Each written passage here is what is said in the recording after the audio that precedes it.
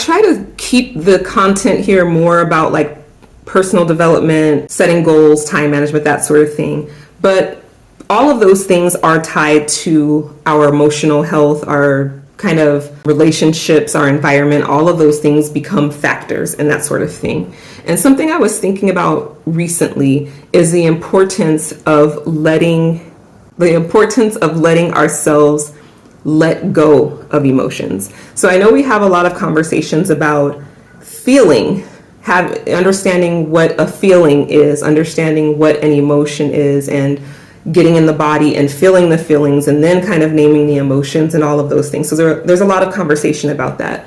And there is conversation about letting emotions go, but I don't think there's as much conversation about it. So the thought that I was having is that it can be beneficial, I think, to not try to hold on to a feeling, good feeling or bad feeling, to have the feeling and let it go.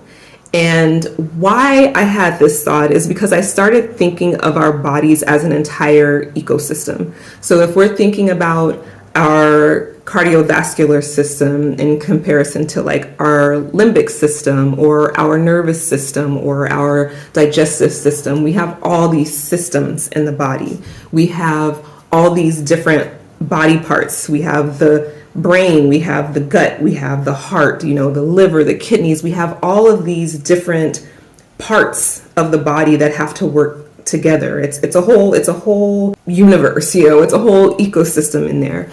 And I think sometimes when we hold on to emotions for too long, we might be holding on to the emotion from, this sounds strange, but like from the perspective of a particular system or a particular part of the body.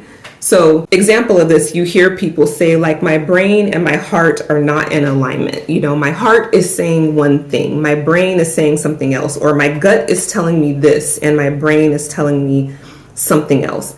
So it might be that we need to allow the feeling to happen, maybe identify where it's coming from in the body or what system may be feeling that way, let it go. And if it's important, it's going to resurface. I think we've all experienced this where we've had an emotion, we think we've gotten past it and here it comes again, or we have a positive emotion, we're trying to hold on to it. You can't really hold on to it for too long, and it comes back again. And it might be that when it resurfaces, you're getting new information from a different part of the body that maybe is having a different experience or a different perspective or a different approach or take to what is happening or what that feeling is or what the emotion is and what it means. This feels like really woo, but given that we have all these systems and we have all these body parts, it's kind of like, in my mind, I think they all have something to say.